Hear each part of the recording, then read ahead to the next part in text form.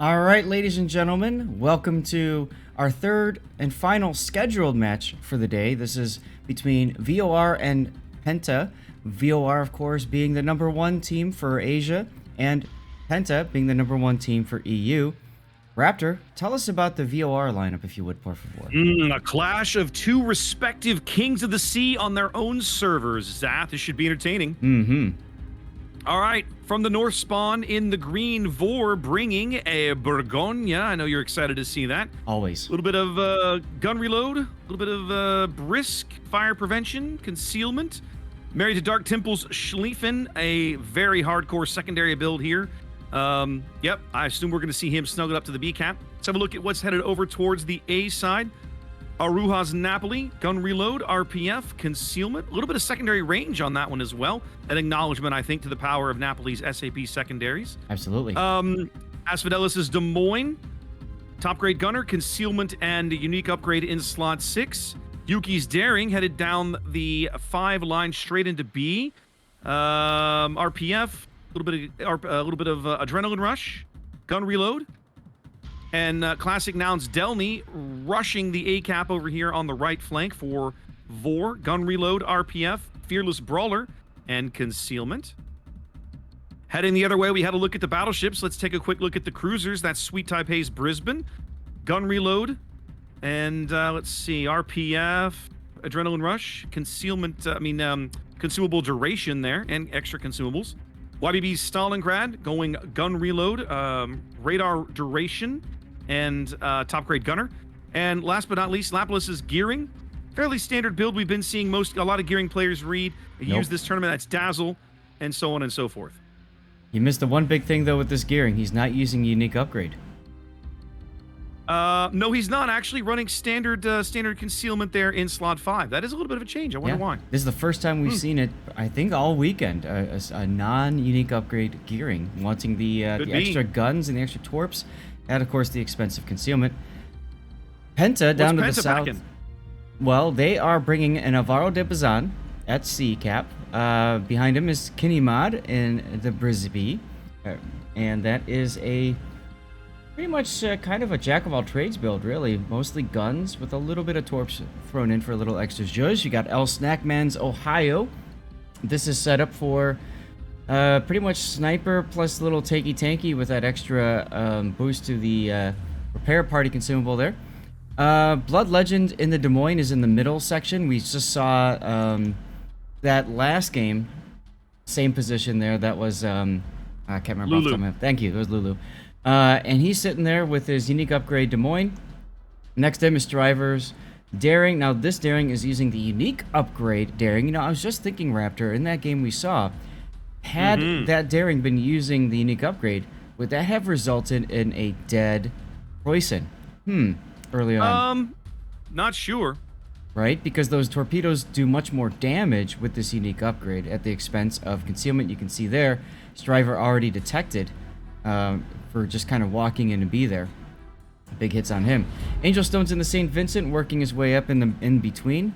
There's the radar from Blood Legend to catch everything. All the radars starting to go up now. Everybody's, if you got them, use them. Bang, bang, bang. Classic Noun, by the way. Yeah, they're already beating the bejesus out of Classic Noun over here at A. Caught out by CEO of Dog and Vilex's Harugamo.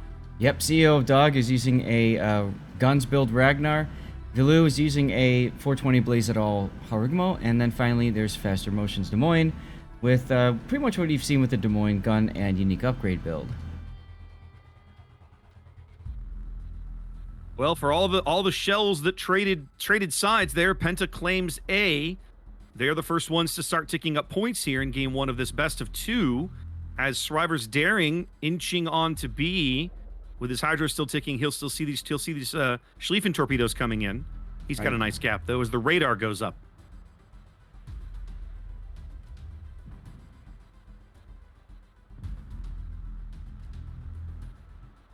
We can see sort of much like we saw last game, Zath, each team sort of leaning heavily into their respective left flanks. Penta pushing A as VOR pushes C. Each team, and then set up with ships sort of kite away on the other flank as well. Yeah, similar kind of play with the 1 line being the push side for Penta most likely, and the 10 line being the push side for VOR as well. So, no surprise there.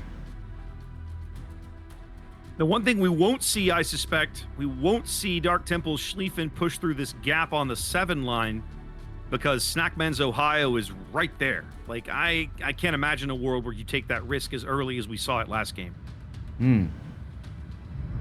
Although his position does... I mean, there's that island right there that could provide the necessary cover. Maybe. So, we'll see. I think if Snackman rotates to the west, you'll see them make that play. But until he does, I doubt they'll risk it. Or unless they really get desperate. I mean, I think the big thing is that VOR can't tell where that Ohio is. No, can't see him just yet, as VOR does finally pick up C. So now, 6.5 minutes in, both teams ticking up a cap, about a 90-ish point lead for PTA, for Penta, just because they grabbed that A cap a little quicker. Right. Striver trying to make good use of these conga line torpedoes. I think he's going to catch Yuki with one. Oh, with more than one. More than he's one. Catch Yuki with more than one. Oh, my goodness. Big kill for my Penta. Goodness. Oh. That's a disaster right there. Oh, the humanity. That is a disaster for VOR. That's really going to... I don't even know how they maintain their position at B now. I mean, you certainly can't contest the cap if you could to begin with. Right. Now Penta's going to pick up B.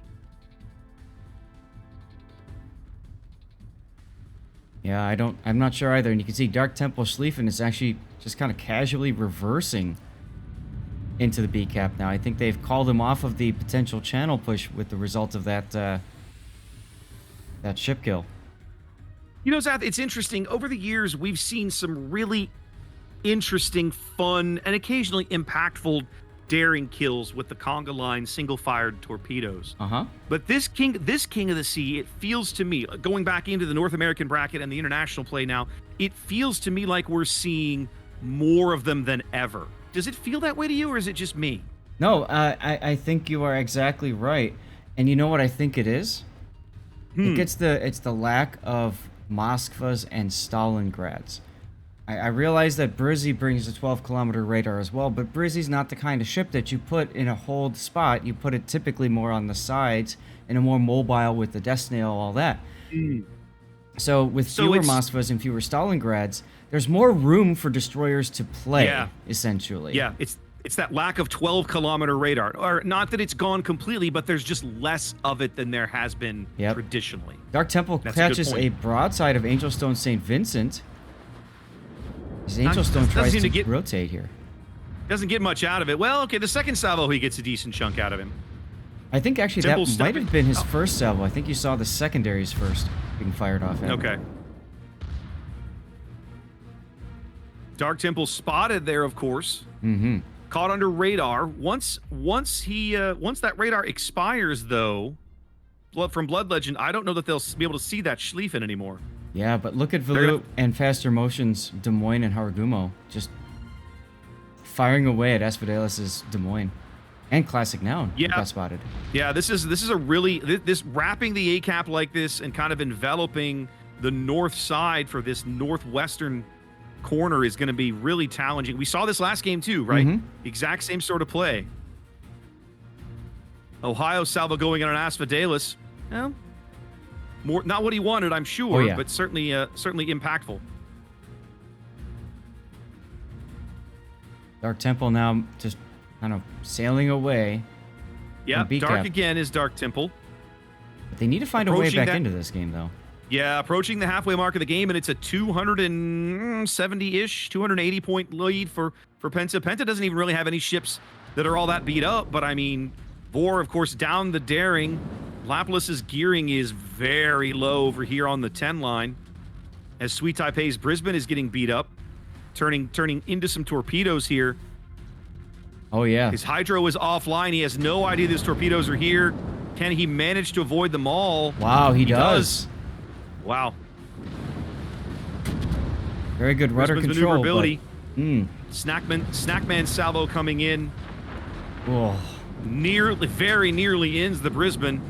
His next heal is 45 seconds away. He's out. Yep.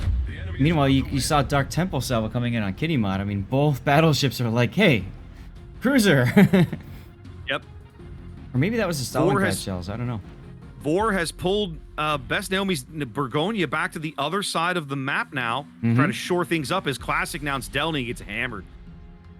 Yeah, he's quite low. Now, those Delny torpedoes trying to go in on Angel Stone. Angel moving, trying to get bow into them. He's going to take probably a couple of these for his trouble, but it shouldn't put him out of the game. No. Now, Classic Noun has no more heals left in that Delny. So what you see is what you get. It's looking like a solid win for Penta here in game one. I mean, it's not over, but I don't see a good way for VOR back in. The plays they're making feel like kind of desperation time plays, Zath. I mean, at this point, that's what it is, right? Like, you got to make something happen as Noun goes down. So I think it's when you just hit the W key and pray. And Striver is right there ready to go with his single-fire torpedoes again. The single-fire torps coming out again. And I guarantee you he's going to land some of these on Asphodelos. Even though the Hydro's on, you can see he's like, crap, he's turning hard. But the Hydro just came on. Okay, so he didn't. He's good. At the time those were launched, the Hydro wasn't available. Correct. Must have come up right after. But he put it on as soon as they started moving forward. Just enough time to turn. Striver goes down to the Burgonia. The Burgonia HE speaks and the Daring dies, but it feels like it's just not going to happen in time for VOR here, Zath. No, Dark Temple trying to go around Snackman quite low in Ohio now. Snackman getting pushed heavily. VOR, I think VOR went for the old tried and true push W and see what happens. Snackman goes down. Yep, they do grab Snackman. So but I mean, they're so far behind on health. They are. And you can see now the Ragnar getting some Citadels into Asphodelos because Des Moines, there he goes. The Napoli's even turned around up all the way at the north. He's just hitting W as well. Yeah. Go have some fun before you die, fellas. Aruha's going in here. Maybe he can take the Des Moines with him. I doubt it. It's in my opinion, it's a lot better than just calling a wipe and everybody just sit there, right? Like, agreed. And shoot the water. Agreed. Like they went for it. They got a few good kills out of it. I mean, if it were a random battle, you'd try forward to get some damage just because you know you'd get some more cash or XP out of it. Right. In training room battles like this, you're obviously not getting anything. But let's at least have some fun, do some damage, as VOR folds here in game one.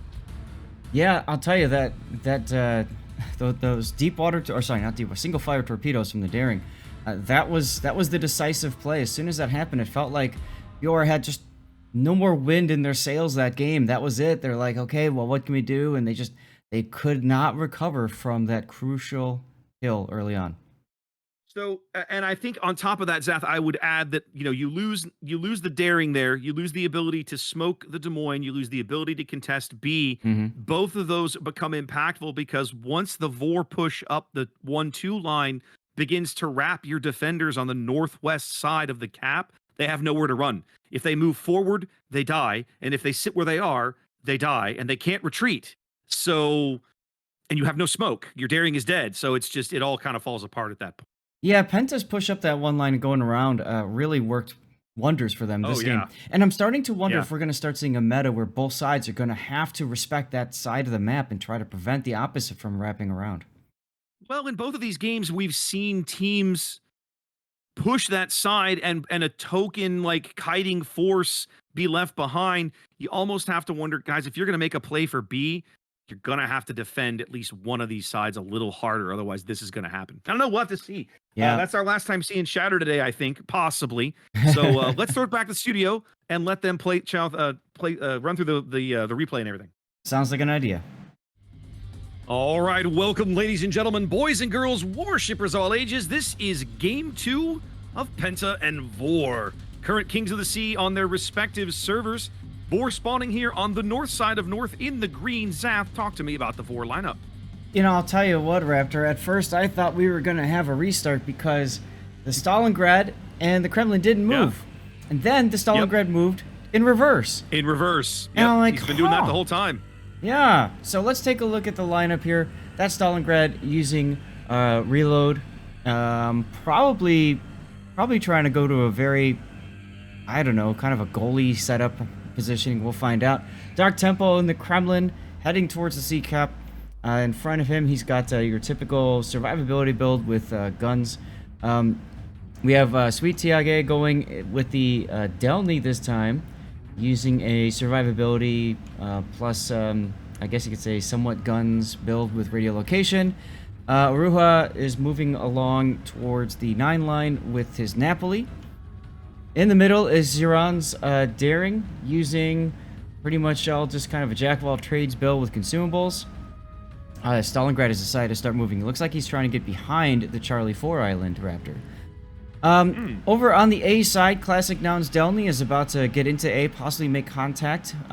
Behind him, and let's see, he's also running, he's actually a little bit more guns there. Behind him is Yu Yang, that's a radar Yu Yang with torpedoes and Dazzle Raptor. We have a Marceli behind that with your typical kind of gun and tanky build. Next to him is Best Naomi's Burgon in as well a gun tank build with Swift in Silence. Raptor, what does Penta have to offer in this game? Penta on the south spawn here on north in the red, fielding Vilex's gearing here. It's just south of A. Smoking up with a fairly heavy torpedo reload build, running unique upgrade in slot 5, torpedo reload in slot 6, plus the torpedo reload skill on the captain. Backing him up, Kitty Mods Brisbane with the radar up, now starting to show Classic Nouns Delny in the top of the cap, getting the reset right there.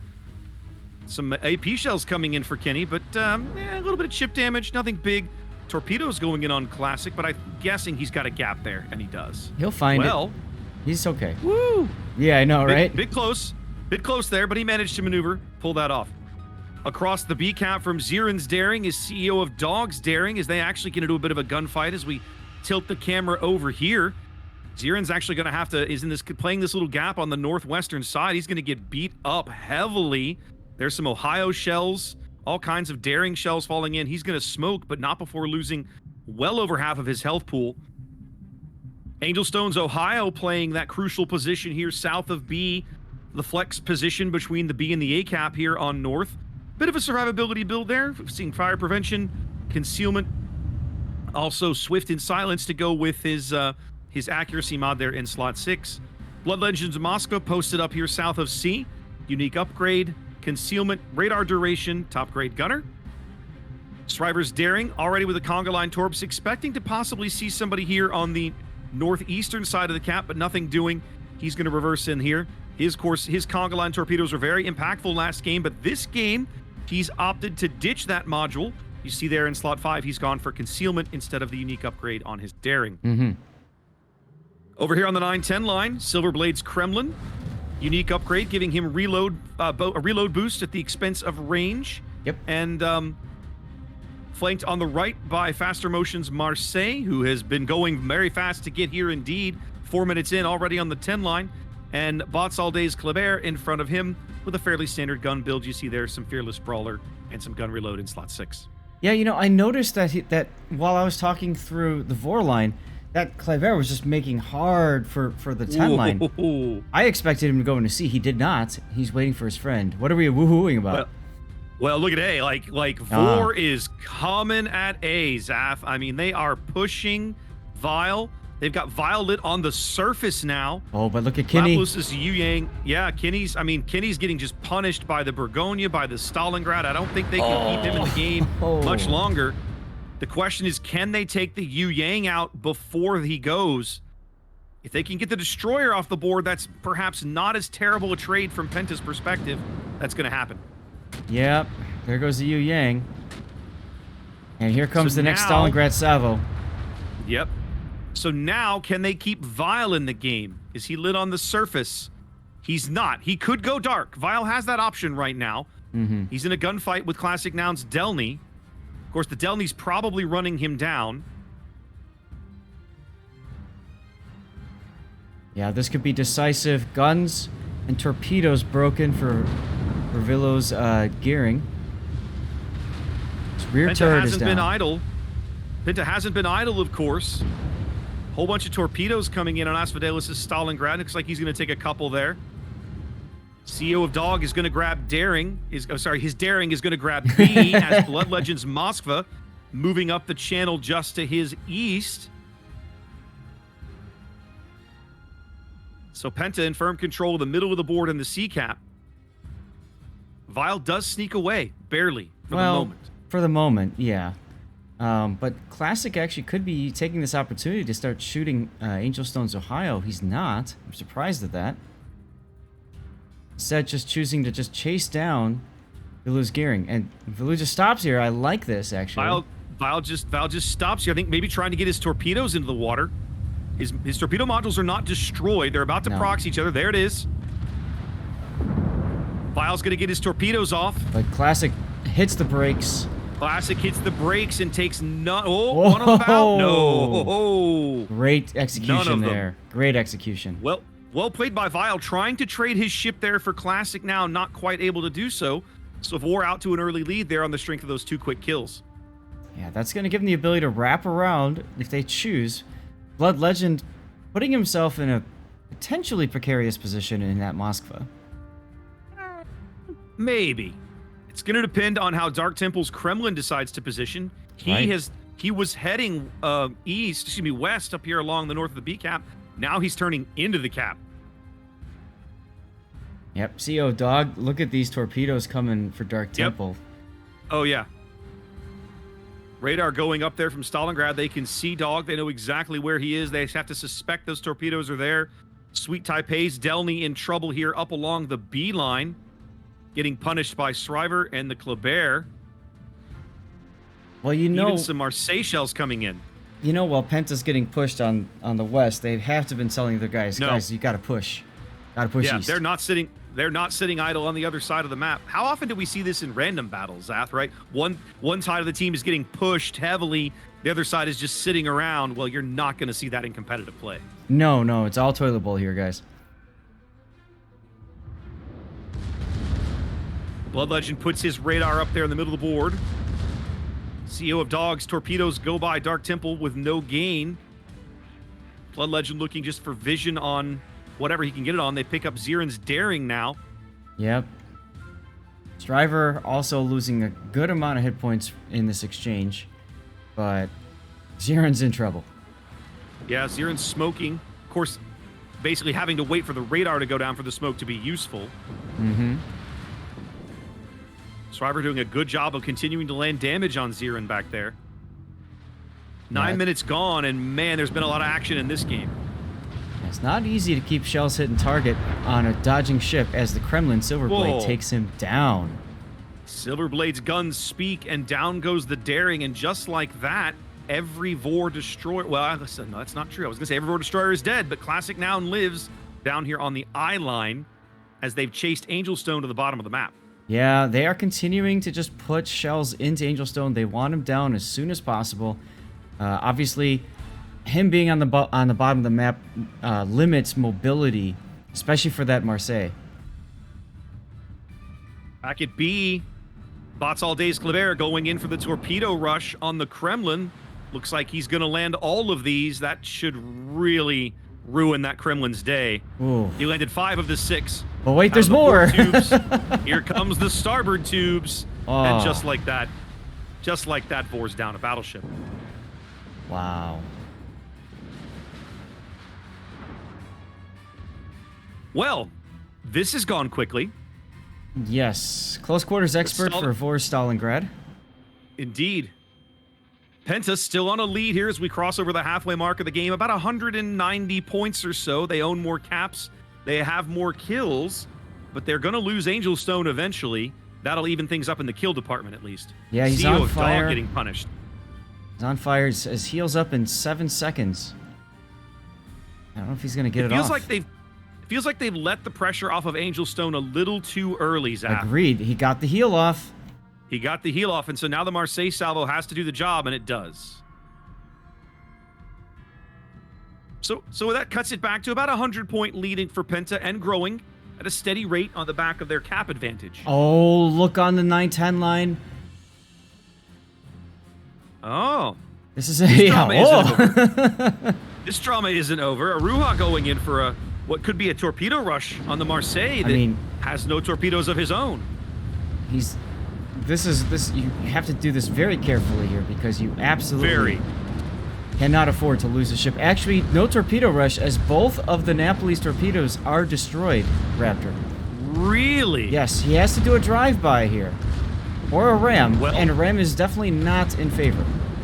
No, the Marseille's, I think Faster's gonna they're going for the ram. Yeah, Arua's... No? Going for the drive-by, but Arua's not ready for it. No, Arua's not ready for it. Neither ship ready for that drive-by. I am confused. Yeah, it feels like a missed opportunity there. Stalingrad goes down to the Moskva. It burned down the VOR Stalingrad as Aruha's Napoli goes down. The only rush on Kremlin. Classic Noun trying to do the exact same thing that happened to him earlier. Blood Legend goes down. This is just a bloodbath, Raptor. Silverblade knows this is coming. He's going to have his stern turret available as he turns to get his forward guns into arc. Oh, this is going to hurt. Classic trying to protect those torpedo tubes as long as possible. Doesn't want to get them disabled while he makes this run. There we go. Turns out. Getting on the other side now. Great job holding those torps. Great job holding those torps. Yeah, brilliant job holding the torpedoes. He's going to land. Not enough. 9 of the 10. There it goes. But a few extra shells will clean that up. And now finding himself in a gunfight with CEO of Dogs Daring. Yeah, CEO has no more heals left. Classic Noun has one available in a minute. So, Zath, I'm not even sure who I favor. It's 3v3 now. They're going to lose Classic, I think. I don't think he can save it. Nope. So now it's 3v2. But VOR is going to be able to pick up B. I don't believe Penta can stop it now. And you're looking at a Bourgogne versus and a Marseille versus 2 destroyers and a Marseille of their own.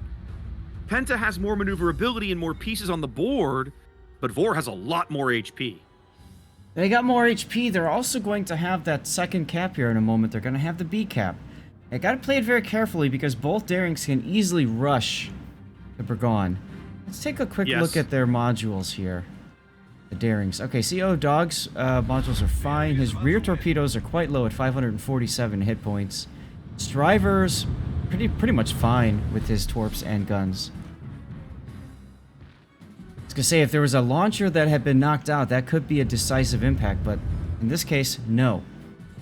So, and Penta cannot just run away, right? The Marseille is gonna go step on C. He's out of there right now. Oh yeah. And then Penta's not gonna have any cap control at all. So they have to get in. They have to engage these guys somehow. Well, here's the thing. Look at Naomi. He's coming out in front of all of these ships, and I don't like this decision. You know you're going to have all 3 caps. Well, he's also slowing down. Well, sure. He's slowing down now. But what I'm saying is, it's going to allow for these 2 Darings to set up for the torpedoes. Look, now he's speeding up, thinking, okay, cool, I can make a turn. He's going to turn into 2 torpedoes, and then you've got CEO of Dog that's got all of his torpedo racks ready to go. Why go and advance against 3 enemy ships? Why take a 3v1 here when you could instead just turn southward and force them to come to you? Yeah, that's what he really he's kind of, this feels like a forced error. You know, he's going to lose his ship eventually in a 3v1. He can't sustain that. No. The only possible chance that he's got, he's 30 seconds from his next heal. They can see Shriver now. Shriver was playing behind the smoke, and now the Marseille salvo comes in. Yeah. Yep, Marseille picked him up. So if they can focus out the Bourgogne, and they will eventually. He's gonna die before his next heal. Yeah. No, he's not gonna live. Well, no, he's gonna live to his next heal, Zath. Well, they stopped shooting him. They can't. Well, yeah, they don't. They have no angle. 2-1, and right there, heal comes up, and he dies. Marseille manages to sneak it right in there at the end. That was definitely a mistake. All he had to do was slow down, maybe get some cover, and force those guys to come play to him, because the Marseille did not have the board position to be impactful to a cap. It was going to be on the Darings, And if you hold the sit in the caps, the Darings have got to come to you. Exactly. That's challenging with your health pools and as hard as that French HE hits. Exactly. So he should have gone into a kiting away. He should have been pointing his bow towards the Golf 5 grid square. Guns pointed to the right or left, who cares? You wait for them to come to you. You start moving a little bit here. You play, you know, WASD, Jukey Juke games, whatnot. Yeah. And you force them to play your game. And he just went straight into theirs. So, okay. Kind of fed his ship to the enemy team there. Feels bad. Really does. They catch eyes on YBB now, trying for the reset. They're going to get it because he ends up beaching himself in this turn. But CEO of Dog opens up trying to get the reset. Oh, the Marseille secondaries chip in a little bit of damage, as well as the main battery. Dog can't get lit again.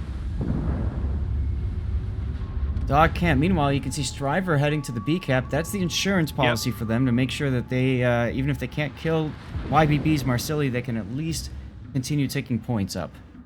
Got to make sure they can at least, I mean, they've got a lead. It's a 130-point lead, but it's shrinking right now. They haven't been ticking up points for quite some time. Striver's got to go get on top of that. Right, so now even though YBB is going to grab the C cap, which I'm sure was the objective, they said go get C, it doesn't matter because Penta is going to continue getting their points tick. The only way that Penta will lose this game right now is if CEO Dog chooses to charge YBB's Marseille. Why would he do that? I mean, now YBB 2.5 minutes on the 2.5 minutes on the game timer. YBB knows he's spotted, so he could take a couple of guess shots here. Honestly, that's the best thing he could do in this situation, and probably the only thing he can do because CEO of Dog is not going to let himself get detected. No, I was really shocked. It felt like he made a mistake earlier letting that happen, and it almost cost him. And I think he learned a lesson. Yes. CEO of Dog's like, wait a minute, I almost died there.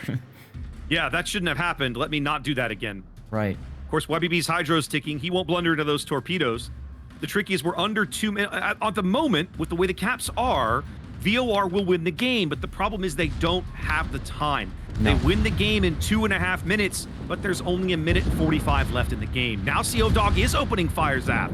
Well, he's getting around the corner. He knows that YBB already fired his guns. It'll take time to get there. So, you know, and I saw this earlier. Oh, nice hit there. Can they do it again? He's going to burn out anyway. It doesn't matter. They're out of reloads. YBB, they claim that the kill. They're not even going to risk it, which makes sense to me. Yeah. Woo! Unfortunately, VOR just ran out of ships, Raptor. Yeah. Yeah. VOR, you know, and I still think that they could have won that game, Zath. They really could have. If the Bergonia doesn't continue north out of the B cap, I'm convinced that VOR has the pieces and the board position to win that game. Yeah, I don't understand the decision of that Bergon just to go best name. I mean, that hurts, but they put up a good fight. They really had a couple of opportunities to win this game. Well, we'll go back for a little analysis, and I think we have some tiebreak games coming. We'll let the studio fill us in on all of that, and I think we'll see you guys again for at least 1 or 2 more games here in a moment. Stay tuned.